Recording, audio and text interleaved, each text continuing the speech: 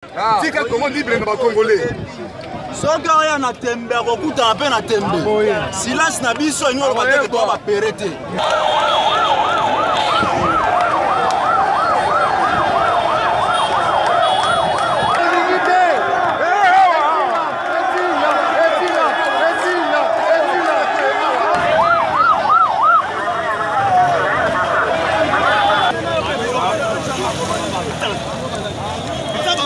Mutu aya za luka koboma preza fati aza musika teza kabila.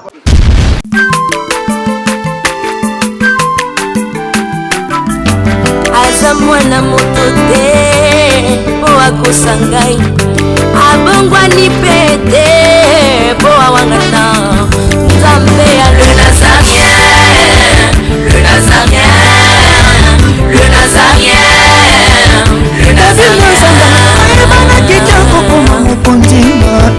Atako bapakola ki mafuta na musakolima lelo ya yo bolingo bateli le Nazareth lipamboli oyo mona na katembeni mama kandelobi kolapye mapapu masope mafuta tokokesikana longo na Nzambe oyo babenga na makomi Jésus. Ndenge ba Rwandais ba bomaki Abiyarimana. Alingi komema pe système wana awa na Congo. Tobo yango. To ya kinga kati. Kabila to yebiso boy. Tana yo esili. Esili. Tika comment libre na ba Congolais. Soka oya na tembe kokuta pe na tembe. Silence na biso nyolo ba te to ba perete. Oyebi to ba to maele. Soki to ba oyo ya suta. Soki to za ba pere. Yo moko tala.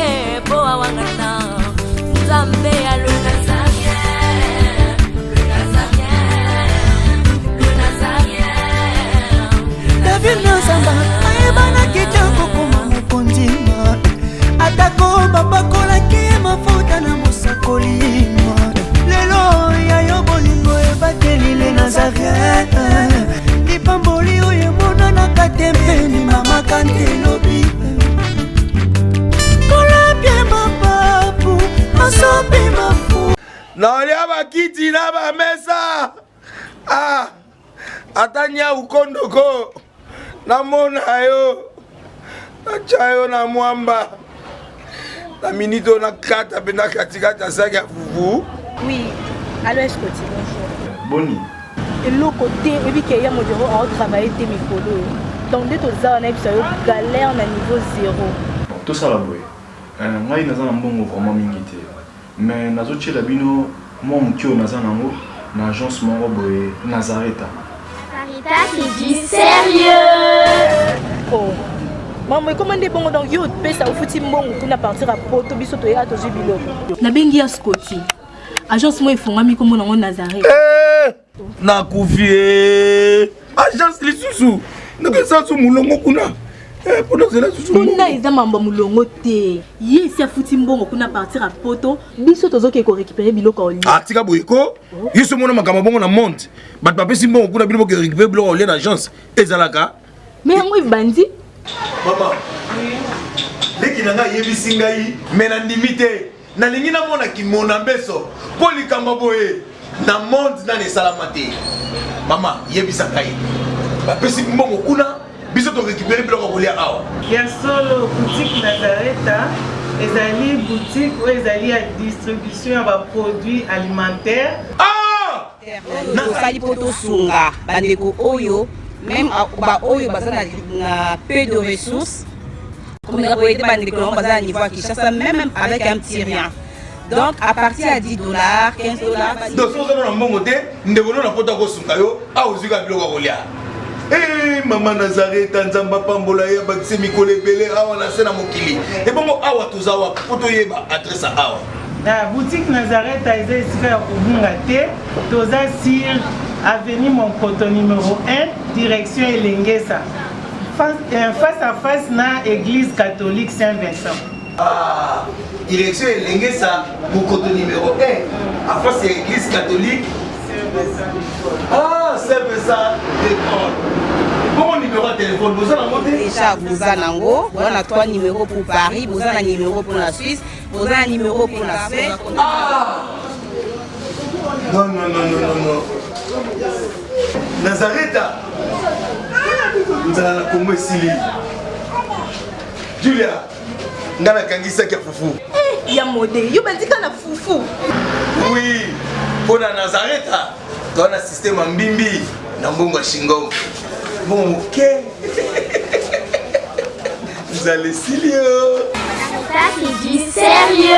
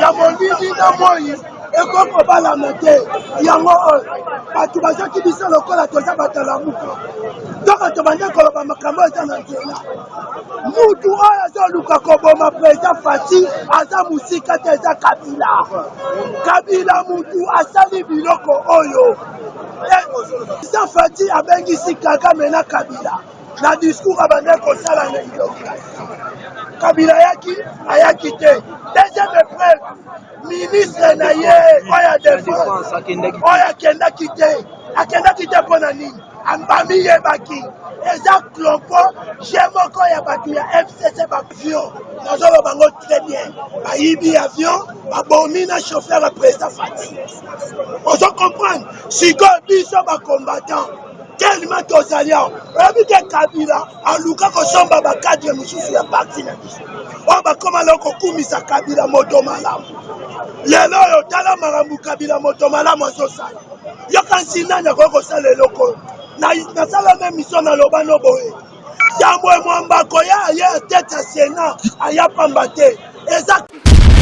Shalom peuple de Dieu, que la paix de notre Seigneur Jésus nous comble, parce que tous nous avons besoin de la bénédiction de l'Éternel.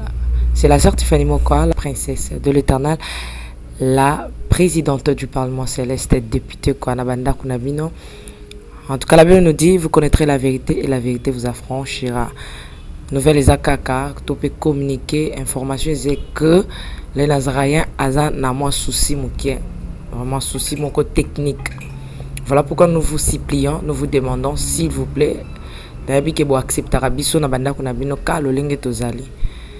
Vraiment to senga na bino na bolinga nkolo bayo bolinga ka kolanda mingi les Nazaréens. Vraiment bo sunga biso bo s'abonner na les Nazaréens news. Donc neka ke komami wana les Nazaréens news parce que les Nazaréens o ya Kinshasa ne oboye baki liboso ezu un petit problème technique. Donc moi et toko de vidéo il y a milai eza vraiment pour l'instant. Donc voilà pourquoi na bolingom salo to sala nango to sala libino les Nazaréens news.